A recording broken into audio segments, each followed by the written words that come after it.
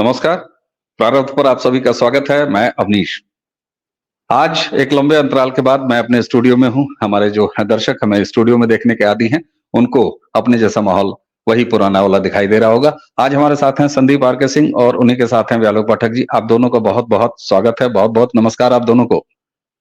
नमस्कार सर। राम राम। जी, दर्शकों, राहुल गांधी अब बिल्कुल। सदन में नेता प्रतिपक्ष हैं, लीडर ऑफ अपोजिशन है।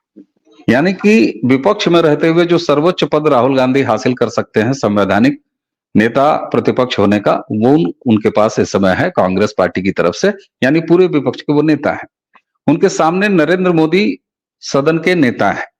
यानी नरेंद्र मोदी के सामने औपचारिक रूप से संवैधानिक रूप से अब राहुल गांधी खड़े हैं। राहुल गांधी लगातार अब इस 18वीं लोकसभा में जिस तरीके से पहले दिन से अपनी सदारत में खुद की पार्टी को व्यवहार करवा रहे हैं, पूरे विपक्ष को ये तो कहना पड़ेगा कि अपनी चादर में समेटे हुए हैं। ये आगे चल के पता चलेगा कि इंडिया अलायंस में किस तरीके से चीजें आती हैं। हालांकि नंबर्स के मामले में अगर कहा जाए दर्शकों, तो उसमें भी इंडिया अलायंस नंबर्स में अभी तक सदन में एक रहते हुए नहीं दिखाई दिया है। ये इमरजेंसी पर जब एक प्रस्ताव पास हुआ था, तो उसमें डिवीजन जो शोक था, उसमें केवल कांग्रेस पार्टी के लोग अपनी सीट पर बैठे थे, बाकी इंडिया अलायंस वाले भी खड़े थे।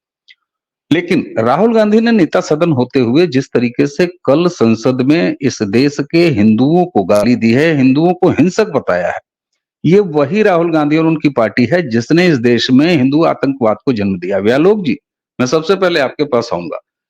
पहले जब सत्ता में रहे तो कह दिया साहब हिंदू आतंकवाद, न सिर्फ कहा, इस शब्द को गढ़ा, बल्कि प्रॉपर तरीके से प्लेस किया, इसकी मार्केटिंग की। कई जगह जबरिया मुंबई हमले वगैरह जो हुआ था, उसमें तो साबित करने का प्रयास किया और ये दर्शाने का भी प्रयास किया कि वाकई में हिंदू टेररिज्म नाम की कोई चीज है। सत्ता में रही कांग्रेस का ये पक्ष था। अब विपक्ष में कांग्रेस है और महत्व यहाँ इस बात का हो जाता है कि Rahul Gandhi is no more Pappu now sir, he is a responsible नेता अपोजिशन और संवैधानिक पद पे है। ऐसे में राहुल गांधी किस हैसियत से, मैं सीधे सीधे पूछूंगा, किस हैसियत से राहुल गांधी इस देश के बहुसंख्यक आबादी हिंदुओं को इतनी बड़ी गाली दे सकते हैं और ये कह सकते हैं कि हिंसक है? क्यों कहा राहुल गांधी ने? सवाल पहले ये। और जब ये वीडियो देख रहे होंगे तब तक प्रधानमंत्री, आज 4 बजे हम लोग लगभग ये वीडियो 3 बजे के आसपास रिकॉर्ड कर रहे हैं, प्रधानमंत्री बोल चुके होंगे। और मैं उम्मीद करूंगा कि प्रधानमंत्री जिस तरीके से कल सदन में टोके, उसी तरह से अपने उद्बोधन में भी, संसद में भी इस चीज को फिर से लाएंगे, तो बहस नेक्स्ट लेवल जाएगी, हम लोग फिर बैठेंगे। किस हैसियत से राहुल ने कह दिया, व्यालोक जी?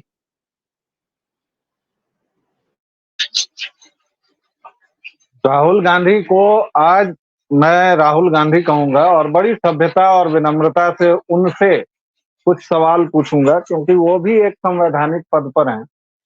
तो जरा आज उनसे मैं बहुत प्रेम से और विनम्रता से कुछ सवाल पूछूं। उन्होंने कहा कि संघ हिंदू नहीं है, भाजपा हिंदू नहीं है, फलाना हिंदू नहीं है, किसी ने ठेका नहीं ले रखा है। तो क्या राहुल विंची उर्फ राहुल गांधी ने ठेका ले रखा है, जिसकी मां ने कई वर्षों तक भारतीय पासपोर्ट नहीं लिया था? उस राहुल गांधी उर्फ राहुल विंची, जिनके पासपोर्ट के बारे में कई सारी अर्बन लेजेंड्स हैं, उड़ी उड़ी खबरें भी आती रही हैं, जिस पर अभी तक भूल साफ नहीं हुई कि भाई हाँ सचमुच उनका नाम राहुल विंची है या नहीं है, या उन्होंने कोर्ट में एफिडेविट देकर नाम ये अपना चेंज करवाया है या नहीं। कहा जाता है कि उनका जो जन्म का नाम था वो राहुल विंची था, प्रियंका वाड्रा का भी कुछ और नाम था, और एंटोनियो माइनो तो खैर हैं ही। तो क्या एक ऐसा व्यक्ति जो भारत का सर्वश्रेष्ठ प्रतिनिधि हो सकता था, अगर वह साहित्यिक और सांस्कृतिक भाषा में कहा जाए तो विभिन्न संस्कृतियों का, विभिन्न धर्मों का घालमेल जिस तरह वह लिए हुए खड़ा रहता है? मैं राहुल गांधी की बात कर रहा हूं, जो इनके परनाना हिंदू थे, परदानी हिंदू थी, लेकिन दादी हिंदू होते हुए जिन्होंने एक पारसी से शादी की, फिर जिनके पिता पारसी और हिंदू के घालमेल से जब पैदा हुए तो पारसी ही होंगे, क्योंकि हमारे यहाँ पिता की तरफ से जन्म को टटोला जाता है। और उसके बाद उस पारसी व्यक्ति ने एक ईसाई महिला से शादी की क्योंकि मैं मानता हूं कि राजीव गांधी अधिकतम पारसी थे और न्यूनतम वो कुछ भी हो सकते हैं, लेकिन अधिकतम वो पारसी ही थे। उसके बाद पारसी और ईसाई के मेल के बाद ये अद्भुत कलाकृति बनी राहुल गांधी की, जो खुद को दत्तात्रेय गोत्रीय ब्राह्मण बताता है। क्या इस व्यक्ति ने ठेका लिया हुआ है पूरे हिंदू समाज का? और अगर इसने लिया हुआ है तो मैं इसको कहता हूं कि मेरी भावना आहत हुई है, अवनीश शर्मा की भावना आहत हुई है, संदीप सिंह की भावना आहत हुई है, और हम जैसे करोड़ों हिंदू जो खुद को गर्व से हिंदू कहते हैं और कभी कोई लाग लपेट नहीं रखते, और हम गर्व से खुद को अपना हिंदू होना अपने हाथों पर, अपने माथे पर, अपने आचरण में लिए दिए चलते हैं। और अटल जी की पंक्तियां हैं, हिंदू तन मन हिंदू जीवन रग रग हिंदू मेरा परिचय, उसको जब मैं गर्व से दोहराता हूं, या मैं स्वामी विवेकानंद की बात जब कहता हूं कि गर्व से कहो हम हिंदू हैं, तो मेरे मन में कहीं भी लज्जा का भाव नहीं आता, जिसको रोपने की वर्षों ईसाई मिशनरियों ने कोशिश की। हमें हमारी जाति के आधार पर विभाजन दिखा दिखाकर लगातार कुंठित किया गया कि हम लोगों ने, यानी कि हिंदुओं में से एक तबके ने, एक वर्ग ने दूसरे तबके का शोषण किया, फला मूल निवासी, और हमको खंड खंड इतने टुकड़ों में बांट दिया कि आज हिंदू होने पर कई जो बुद्धिजीवी टाइप के हिंदू हैं या जो धिम्मी हिंदू हैं, उनको होता है कि वो शर्मसार होते हैं। जो आपको अक्सर इस तरह के बयान दिख जाते हैं, जैसे एक हीरो हुआ करता था कभी, उसने एक फिल्मी कंट्रोवर्सी हुई तो अपना उपनाम हटा लिया था। हालांकि बाद में जब उसकी वहीं आत्महत्या या हत्या हुई, मैं सुशांत सिंह राजपूत की बात कर रहा हूं, तो उस पर आज 4 साल के बाद भी काई छंटी नहीं है, और अभी भी। लेकिन उस व्यक्ति ने पद्मावत या पद्मावती, जो भी नाम है उस फिल्म का, जब कंट्रोवर्सी हुई थी तो उसने ये कहते हुए हटाया था कि मुझे आज अपने राजपूत होने पर शर्म है और मैं इसलिए ये हटा रहा हूं। बावजूद इसके उसको बॉलीवुड की गंदगी ने अपना जैसा नहीं माना और उसको जाना पड़ा। खैर, वो विषयांतर है। मैं ये कहना चाह रहा हूं कि राहुल गांधी क्या हिंदू धर्म के प्रतिनिधि हैं? क्या उन्होंने ठेका ले रखा है? हर एक हिंदू पूरे धर्म का ठेकेदार है। इसलिए ठेकेदार है क्योंकि हिंदू धर्म न तो किसी एक किताब पर चलता है, न तो किसी एक पैगंबर पर चलता है, न हमारे यहाँ एक मत है, न हमारे यहाँ एक देवता है। लेकिन इस स्वतंत्रता का मतलब ये नहीं है कि कोई भी ऐरा गैरा टॉम डिक हैरी आकर हमारे बारे में कुछ भी कह के जाए। और राहुल गांधी ने जो विश्वमन किया है, उसके लिए उसका मुंह कूच देना चाहिए, उसका मुंह तोड़ देना चाहिए। इससे कम कुछ नहीं होना चाहिए। ठीक, बिल्कुल ठीक। और व्यालोक जी, एक चीज और, कल जब सदन में राहुल गांधी हिंदुओं को नपुंसक हिंसक कह रहे थे, हालांकि नपुंसक मेरे मुंह से निकला, गलती से निकला, लेकिन हकीकत ये बात है कि अब भी अगर आपने जो अंतिम वाक्य कहा कि मुंह कूच देना चाहिए, तो मैं उसको अभिव्यक्ति की आजादी के ही तौर पर मुंह अगर कूचना कहूं, तो अगर ऐसा न हो तो ये इस समाज की एक जिसको की गाली दी गई है, जिसको की हिंसक कहा गया है, उसकी नपुंसकता ही सामने आएगी। संदीप जी, व्यालोक जी ने कहा उन्होंने मैंने उनसे यही तो पूछा था कि भाई किस हैसियत से, तो बड़ा अच्छा विश्लेषण उन्होंने किया। संदीप जी, एक चीज, इस बार के राहुल गांधी जो नरेंद्र मोदी से तीसरी बार हारने के बाद विपक्ष में बैठे हैं, इस बार के राहुल गांधी और अभी तक के राहुल गांधी में एक परिवर्तन है। तकनीकी और संवैधानिक रूप से वो इस देश के संसद के नेता प्रतिपक्ष है, नेता अपोजिशन है। यानी विपक्ष में है तो अपोजिशन है, अगर सत्ता में होते तो प्राइम मिनिस्टर होते राहुल गांधी।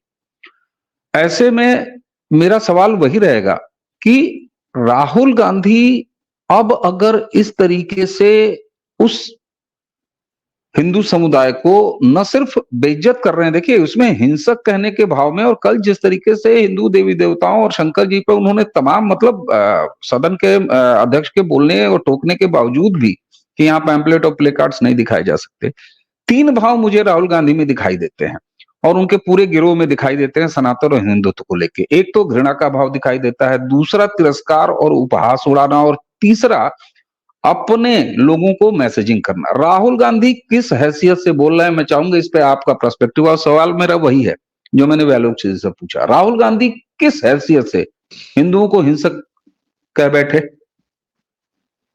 सर, ये हमारा आपका भाजपा का पूरे भारत का भ्रम है कि राहुल गांधी विपक्ष का नेता है। राहुल गांधी विपक्ष का नेता कम है। राहुल गांधी ईसाई है। ईसाइयत का प्रतिनिधित्व कर रहा है आपके यहाँ पे। आपके यहाँ पे आपकी सत्ता में, भारत की सत्ता में भागीदारी ले रहा है और पूरी दुनिया के ईसाइयत के फोर्सेस की बैकिंग है उसको। अमेरिका से पैसा है, वेटिकन से सारी चीजें हैं, लोकल मिशनरीज हैं। और मैं व्यालोक सर की और मैं बता रहा हूं कि ये इस न सिर्फ ईसाइयत का, राहुल गांधी को मुसलमानों ने ठेकेदारी दी है अपनी कुछ दिन के लिए करने के लिए कि बेटा जब तक हमारे नंबर नहीं है तब तक तुम कर लो, जिस दिन हमारे नंबर होंगे उस दिन वो वैसे ही आएगा या कोई भी आ जाएगा। ठीक है।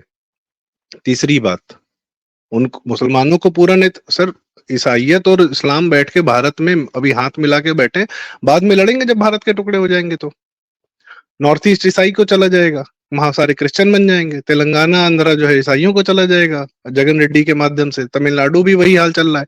डीएमके पूरी क्रिप्टो क्रिश्चियन से भरी हुई है। उदयनिधि स्टालिन ने खुद बोल रखा है कि मैं क्रिश्चियन हूँ। पंजाब आपका क्रिश्चियन हुआ जा रहा है। बंगाल केरल इन्होंने मुसलमान बना रखा है।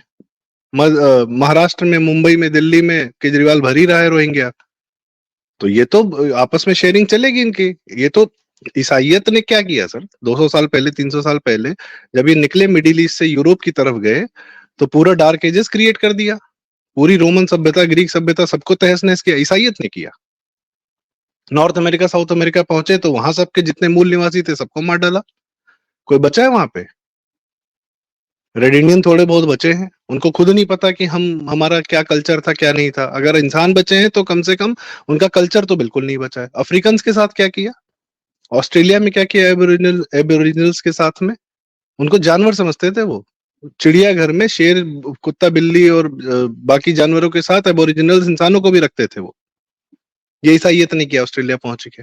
भारत में कम किया। ये जो कांग्रेस का संस्थापक है एओ ह्यूम, इटावा में सैकड़ों हिंदुओं को पेड़ों पे टांग के गया था कांग्रेस बनाने ये।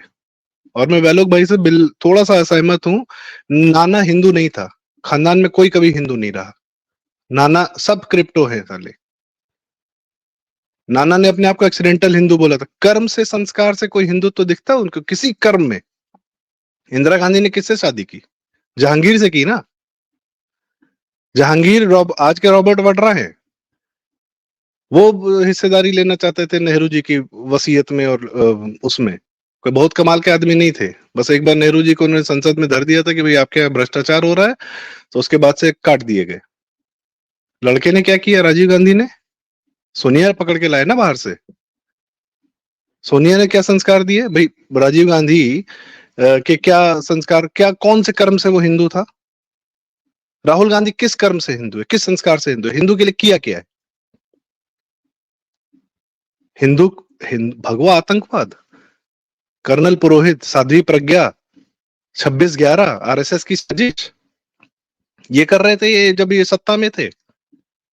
सत्ता में थे तब इनका चरित्र देखिए क्या कर रहे थे ये। विपक्ष में तो अभी कुछ नहीं दिखाया राहुल गांधी ने, उसको मौका ही नहीं मिला है। ईसाइयत की पूरी संस्कार लेके, और ईसाई घृणा करते हैं हिंदुओं से। और आप ईसाइयों को, अगर मैं बता रहा हूं, मुसलमानों की घृणा जग जाहिर होती है, ईसाइयों की नहीं होती है। केजरीवाल संसद में, अपने विधानसभा में, मुझे पूरा शक है क्रिप्टो क्रिश्चियन है। जब राजा राम मोहन राय क्रिप्टो क्रिश्चियन हो सकता है, और राजा राम मोहन राय लगता है नाम से, ओ भाई साहब कितना बड़ा हिंदू रहा होगा, सती प्रथा का ये हिंदू सुधार कर रहे हैं। भाई तुमको एक एजेंडा थमाया गया। ब्रिटिशर्स ने हमेशा पूरे विश्व में ऐसे ही राज कर रहे थे क्या वो लोग? आप ही के लोग लेकर, आप ही के लोगों का, आप ही सर बस आखिरी लाइन कहूंगा, आप ही के यहाँ से लोग चुनकर, आप ही के यहाँ से लोग ले, बिल्कुल बिल्कुल सर, बिल्कुल। मैं किसको रोकूंगा? आप ही के यहाँ से लोग लेकर, उनको प्रलोभन देकर, किसी भी प्रकार का, ब्रिटिशर्स ने भी पैसे का या किसी भी प्रकार से चौधरी बनाए, सर बनाए आपके यहाँ पे, कि आप अपने समाज में खुद रूल कर सकें, लेकिन काम हमारा करें, पैसा हमारे यहाँ नहीं दीजिए। अमेरिका भी यही करना चाहता है। दलाल, अरे एजेंट दलाल, सीधे सीधे नहीं, ईसाइयों का ही तो कम्युनिस्ट विचारधारा कहाँ से आती है? हर ईसाई ने पैदा की है। मार्क्स ने की, लेनिन ने की, स्टालिन ने की, सबने करोड़ों आदमी मारे।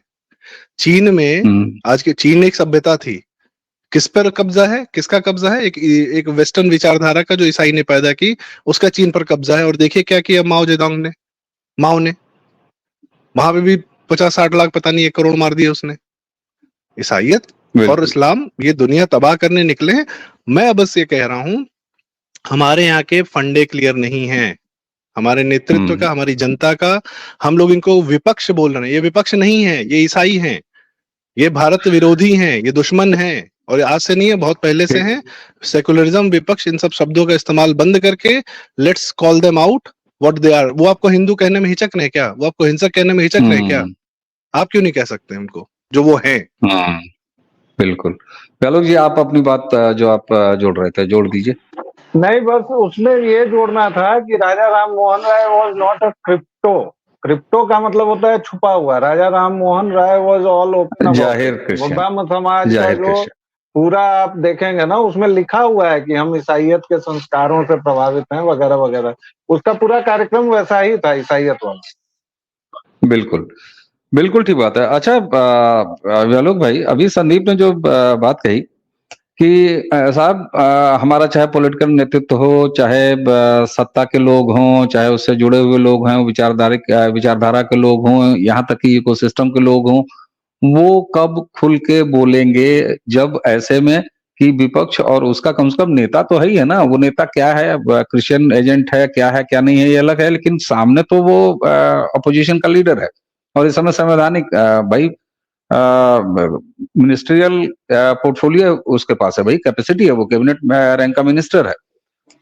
रही बात ये कि अगर प्रधानमंत्री ने जिस तरीके से कल टोका राहुल गांधी को बोलते हुए, बहुत सारे लोग इसके तकनीकी पक्ष से जो वाकिफ नहीं होंगे कहेंगे कि भाई प्रधानमंत्री ने क्यों टोका, और प्रधानमंत्री आखिर देखिए देखिए, हाँ, यहाँ की मोदी जी के समर्थक भी कि आखिर झुका दिया ना राहुल ने प्रधानमंत्री मोदी को, तोड़ दिया गरूर। अरे नहीं साहब, वो लीडर ऑफ अपोजिशन है और ये लीडर हैं। अगर हाउस में वो कुछ बोलते हैं तो ये संसदीय कार्य व्यवहार है कि उसमें लीडर बोले। और इस हैसियत से, और प्रधानमंत्री ने खुद कहा भी व्यालोक जी कि मैं राहुल गांधी को नॉन सीरियसली नहीं लेता हूं, वो नेता जो है प्रतिपक्ष है। संदीप की बात कहां तक इसको आप देखते हैं कि अब कम से कम सत्ताधारी पार्टी को, हम एक्शन की बात नहीं कर रहे हैं, एक्शन के साथ साथ आपके मुखवाणी से भी सीधे सीधे निकलना चाहिए भाई। आपने पहले बार में दोहराया ना, हिंदू तन मन हिंदू जीवन, तो भैया परिचय रग रग हिंदू तो फिर अब दीजिए ना। अब तो 10 साल आपकी सत्ता हो गई साहब, इतना मजबूत नेता है आपके पास। मुझे बड़ी हंस लीजिए, हंसते हुए ही शुरुआत कीजिए, लेकिन हंसते हुए कम से कम इसका जवाब तो दीजिए सर। खुशनुमा माहौल में जवाब दीजिए। जवाब दे रहा हूँ कि मुझे बड़ी हंसी आती है, खास तौर से भाजपा के जो समर्थक हैं और जिनको हम लोग लकड़बग्घे कहते हैं। मतलब इतना तीव्र स्खलन होता है वैचारिक इन लोगों का कि मुझे बड़ा अजीब सा लगता है। मुझे एक बात बताइए, जिस देश का प्रधानमंत्री, मतलब प्रधानमंत्री एक रिक्शे पर बैठ जाएं, भोंपू ले लें और कहें हिंदू तन मन हिंदू जीवन रग रग हिंदू मेरा परिचय, तभी पता चलेगा महाराज। प्रधानमंत्री के तौर पर एक व्यक्ति बैठ के रुद्राक्ष भस्म लिलाट तोपे हुए गंगा मैया में जा रहा है, वहां पर बैठ के जलार्पण कर रहा है, उसके बाद निकलता है धोती वगैरह में साष्टांग कर रहा है। अब क्या मतलब, लाल किले के प्राचीर से जिस दिन 15 अगस्त आ रहा है उस दिन अचानक कहने लगे हिंदू तन मन हिंदू जीवन, मैं हिंदू हूं। कमाल की बात है भाई हमारे देश में। हाँ, अब आप कहेंगे कि भाई फलाने को किया, चिल्लाने को किया, हाय मौलाना मोदी हो गए, चिल्लाना मोदी हो गए। देखिए एक चीज आप समझ लीजिए, आपके और हमारे जैसे कितने लोग हैं अपने आसपास, अपने परिवार में ही देखिए। आपके परिवार में कोई ना कोई, दूर के परिवार में केजरीवाल समर्थक होगा, कांग्रेसी होगा, बहुतेरे लोग होंगे। और ये हिंदुत्व की देन है भाई, वो हमारा जीन है, वो हमारा वो वैज्ञानिक शब्दावली में उसको जो भी कहें, जो भी साइंस के आप लोग हैं, मैं तो थ्रू आउट आर्ट्स का साला रहा हूं, तो मतलब मुझे तो समझ में नहीं आता, लेकिन वह हमारे रक्त मज्जा वसा मांस्यान न्यस्ति मेदान सी, इन सब में निहित है कि हम वैचारिक स्वतंत्रता के लिए साला मर जाएंगे, लेकिन हमको ये समझ में नहीं आएगा कि ईसाइयत और इस्लाम या कोई भी पॉलिटिकल जो थॉट है वो क्या कह रहा है। मैं बार बार जो कहता हूं, अब्राहमिक रिलीजियस नहीं, अब्राहमिक पॉलिटिकल थॉट हैं, चाहे वो ईसाइयत हो। आप अभी इजराइल को देखकर बहुत लहालोट मत होइए जुडाइज्म पर। भाई मेरे, यहूदी इन दोनों के पिताजी हैं, वहीं से ये दोनों बाइफरकेट हुए हैं। कोई भी एक चीज अगर कहेगा, एक पैगंबर को कोई मानेगा कि वो पैगंबर लास्ट हो गया, ये किताब लास्ट हो गई, अब इसके अलावा दुनिया में जो है सब अंधेरा है, तो परिणाम क्या होगा भाई? परिणाम वही होगा ना, ईसाइयत भी कन्वर्ट कर रही है आपको। ऐसा नहीं है कि केवल इस्लाम ही कर रहा है, इस्लाम भी कब्जा कर रहा है आपकी जमीन पर, ईसाइयत भी नहीं, आपको धर्मांतरित कर रहा है, मतांतरित कर रहा है। और यहूदी अगर उतनी संख्या में होंगे तो वो भी वही करेंगे। यहूदी ज्यादा कट्टर होते हिंदू हैं। ठीक है, तो हिंदुओं को बोलना चाहिए कि नहीं बोलना चाहिए? अब जैसा कि संदीप ने कहा कि अब मुखर होना मैं वही चाहिए। बोल रहा हूँ कि मुखरता इससे अधिक क्या होगी कि आपके हाँ, संसद में सेंगोल रखा हुआ है, आपका प्रधानमंत्री मेरी तरह मुझसे बढ़िया त्रिपुंड पोत के घूम रहे हैं, इससे ज्यादा क्या होगा? उन्होंने आपको मैं खुली समाज सीट की दे बात, दी है। ये मैं वही सरकार समाज के के, साथ, मैं वैलोक जी, वही मैं समाज, सरकार के साथ साथ मैं समाज को भी ऐड कर रहा हूँ ना इसमें, कि समाज के मैं तौर पर भी भाई मैं सोशल उसी मीडिया आपके पर पास है ना, इस तरह के मैं प्लेटफॉर्म है ना। मैं उसी पर आ रहा हूँ। और आप हाँ, देखिए, फेसबुक को हम भाई लोगों ने, हमारे लकड़बग्घों ने पूरी तरह हथिया लिया। ट्विटर पर अब घमासान वाला दौर है, पहले एक तरफा चलता था। देखिए, बहुत ज्यादा तनाव लेंगे, बहुत ज्यादा निगेटिव सोचेंगे तो हम परेशान रहेंगे। इसलिए हे लकड़बग्घों, थोड़ा पानी बगल में रखो, पानी पियो, चिल करो और स्ट्रेटेजी सोचो, दिमाग से सोचो, उत्तेजित होकर मत सोचो। वे कभी उत्तेजित नहीं होते। इसलिए मैंने आज श्री राहुल गांधी कहा है, उनके नाम के साथ जी लगाया है। उत्तेजना में हम लोग क्या हो रहे हैं कि प्रतिक्रियावादी हो रहे हैं। राहुल का एजेंडा देखिए और आप उसके साथ देखिए अखिलेश यादव का एजेंडा। अखिलेश यादव किसानों की फलाने की चिल्लाने की बात कर रहा है, राहुल गांधी पर लगता है आत्मा चली आई है, कह रहा है कि ये हिंदू नहीं है, फलाने हिंदू नहीं है, चिल्लाने हिंदू नहीं है। क्यों? क्योंकि वो प्रोवोक कर रहा है कि प्रधानमंत्री मोदी आज बोले कि हाँ मैं हिंदू हूं, तो वो तो बोल रहे हैं भाई। हो सकता है आज 4 बजे वाला भाषण देखिए, सारी चीजों का जवाब मिलेगा, नहीं भी मिल ठीक बात सकता है। है, बहुतेरी चीजें हो चलिए, सकती हैं। लेकिन एकदम। अंततः मैं यह कह रहा हूं कि हम्म, हमारी राजनैतिक जो सीमाएं हैं वो हमारे हम्म, सामाजिक यथार्थ का प्रतिफलन है मित्रों। इसलिए हम्म, हमारे सामाजिक यथार्थ को द्विगुणित त्रिगुणित कीजिए, समाज को बदलिए, बढ़ाइए। राजनीति खुद ब खुद यहां तक बदल गई है सर, अटल जी कहते थे हिंदू तन मन हिंदू जीवन, लेकिन करते क्या क्या थे ये बताइए? उनके बारे में तो सब कुछ है, ये व्यक्ति कहता नहीं है, और जब कहना था तब कहा भी और कर भी रहा है। ठीक, तो उसी तरह हर एक की अपनी भूमिका है, हर एक अपनी भूमिका निभा रहे हैं, लेकिन निभा ये रहा है कम बिल्कुल। है, हाँ, लेकिन ये कम है, इसको करना कम है, पड़ेगा। इसमें और बड़ा तो नहीं। ठीक बात है, बिल्कुल। और फिर वो कोई मिशन मिशन ही क्या कि उसमें संतुष्टि का भाव आ जाए, तो संतुष्टि का भाव तो आना ही नहीं चाहिए। अभी जुमा जुमा 10 साल हुए हैं साहब, हैं ये सब भगवा त्रिपुंड और रुद्राक्ष और जय जय श्री राम और हर हर महादेव बोलते हुए प्रधानमंत्री को, वरना तो संपत्तियों पर किसी और का ही पहला हक हुआ करता था इस देश में। अच्छा, आपने संदीप जी एक बड़े खतरे की तरफ और एक दूसरे दृष्टि की एक दूसरे एंगल की तरफ, जो कि मजहबी एंगल ही है और जिसको व्यालोक जी अब्राहमिक धर्मों में मजहब में समेटते हैं, वो एक ईसाइयत को जिस तरीके से आपने वो किया है। और राहुल गांधी जब जब देश से बाहर रहे हैं, राहुल गांधी के बाहर के कनेक्शन, राहुल गांधी के जो सो कॉल्ड सलाहकार हैं, उनके चचा जान तमाम हैं, पितोदरी पितोदरा दुनिया भर के ये सारे लोग, और सीधे सीधे ईसाइयत का प्रभाव और संस्कार के लेवल से लेके उनकी राजनीतिक लेवल तक में भी विदेशी गाइडेड मिसाइल की तरफ कहे जाते हैं, और कई बार साफ तौर पर दिखाई भी देता है। ऐसे में आपकी बात ये बड़ी महत्वपूर्ण हो जाती है कि भारत के लिए देखिए, आपने जो एक बात कही ना कि ये बहुत ज्यादा सरफेस पर नहीं आते। हालांकि देखिए, अब मणिपुर के केंद्र में अगर पूरी तरीके से देखा जाए तो यही है, ये चर्च ही घुसा हुआ है। लेकिन आप देखिए कि उसकी तस्वीर किस तरीके से बनी हुई है पूरे मणिपुर के मामले पे। तो ये एक इनका जो बड़ा इंटरनेशनल इकोसिस्टम है जिसमें इनके मास्टर्स भी हैं। राहुल गांधी का आगे बढ़ के नेता पोजीशन का पद लेना वो चाहते तो नकार सकते थे भाई, वो आदमी तो नकारने का धनी रहा है। गांव गया था, गांव से भागा वाली स्टाइल में हर जिम्मेदारी से भागता रहा है। और यही वजह रहा है कि अपनी ब्रांडिंग भी उसने जानबूझ के जो है पप्पू जैसी करा रखी है। लेकिन इस बार बहुत सारे लोगों को चौंकाया होगा राहुल गांधी ने जब वो नेता अपोजिशन बन गए, खास उद्देश्य मास्टर्स के कहने पर, क्योंकि हाँका हुआ घोड़ा है। अब घोड़ा कह देने पर भी हो सकता है बहुत सारे लोगों को आपत्ति हो। क्यों संदीप जी, ये क्या मास्टर्स का हुक्म था कि चल भाई अब गाड़ी तू चलाएगा, काम करके दिखा? नहीं, ये एक मौका है सर। हर चीज को मौका की तरह भुना लेना। आप हाँ। भाई वो न्याय यात्रा और जोड़ो यात्रा करने क्यों निकला था?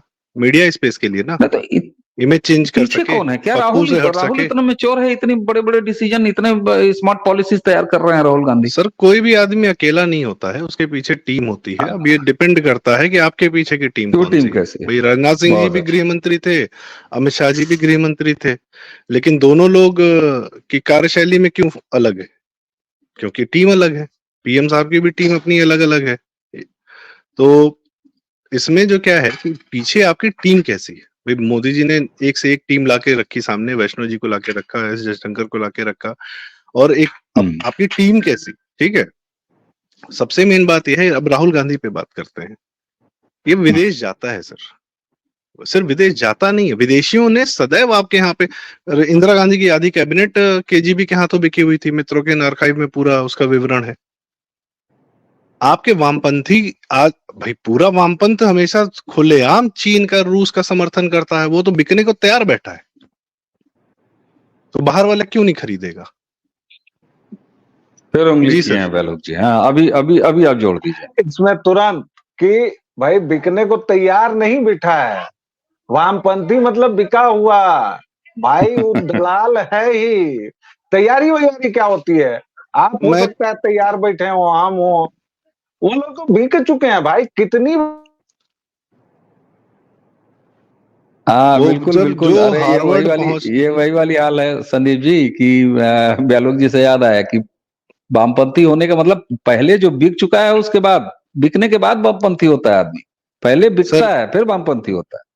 मैं अपनी एक बात हर कह आदमी के देता बस की हूँ। नहीं है उस जी। वो व्यालोक जी की बात से मैं पूर्णतः सहमत हूँ। होता क्या, सबसे पहले तो अपने आप को बेच चुका होता है, उसके बाद क्या बेचता है? उसके बाद भारत बेचता है वो, टुकड़ों टुकड़ों में। भारत की संस्कृति बेचता है, भारत का कल्चर बेचता है, भारत का हिंदुत्व बेचता है, और विदेशी खरीदने को तैयार बैठा है, क्योंकि आपकी हर चीज पर उसको कब्जा चाहिए। आपके योग पर उसका कब्जा चाहिए, आपके मैथमेटिशियंस पर उसको कब्जा चाहिए, आपके टैलेंटेड बच्चों पर उसका, विदेशी को कब्जा चाहिए।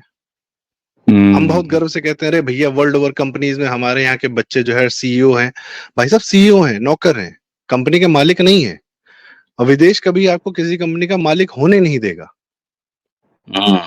आपके यहाँ जितने स्टार्टअप्स खुले हैं उसमें मैक्सिमम पैसा जो है विदेशी कंपनियों का है। वो स्टेक खींच लेंगे तो आपकी कंपनियां भड़बड़ा के गिर पड़ेंगी सारी की सारी। फ्लिपकार्ट बहुत बड़ा उदाहरण है इसका। अल्टीमेटली ओनरशिप चली ही गई वर्ल्ड मार्ट के पास में, टाइगर ग्लोबल और सबके हाथों होते हुए।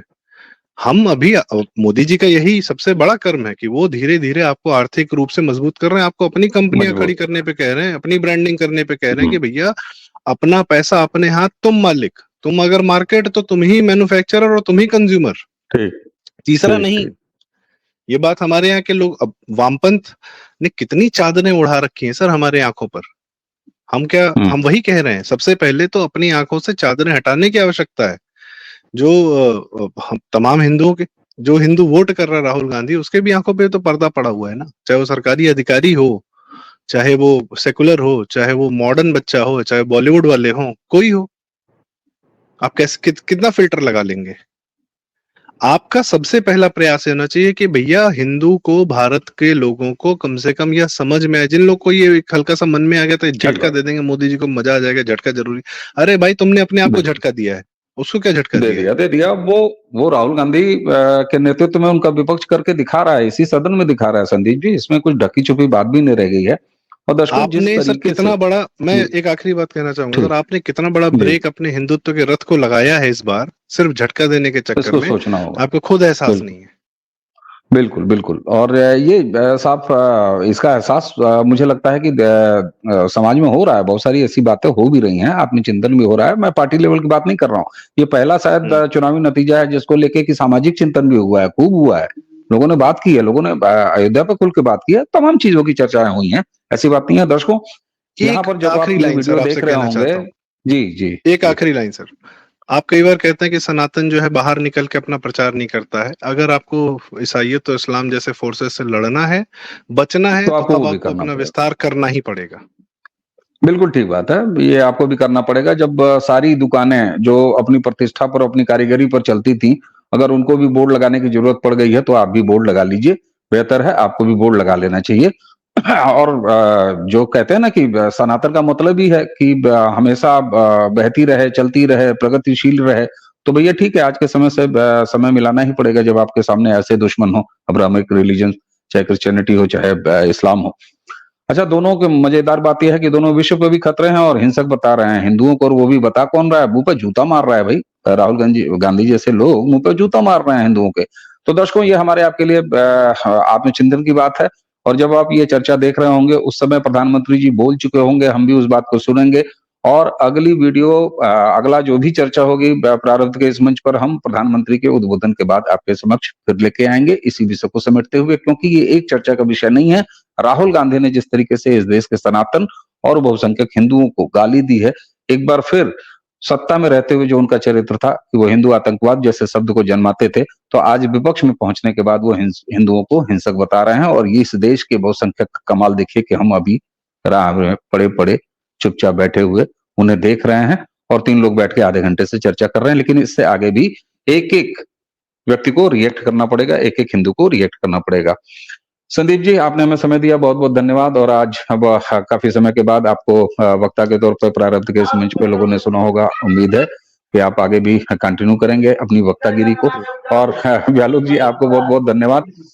तो दर्शकों, इसी के साथ हमें और संदीप जी दोनों को और व्यालोक जी तीनों को आज्ञा दीजिए। नमस्कार, प्रणाम, जय जय सिया राम।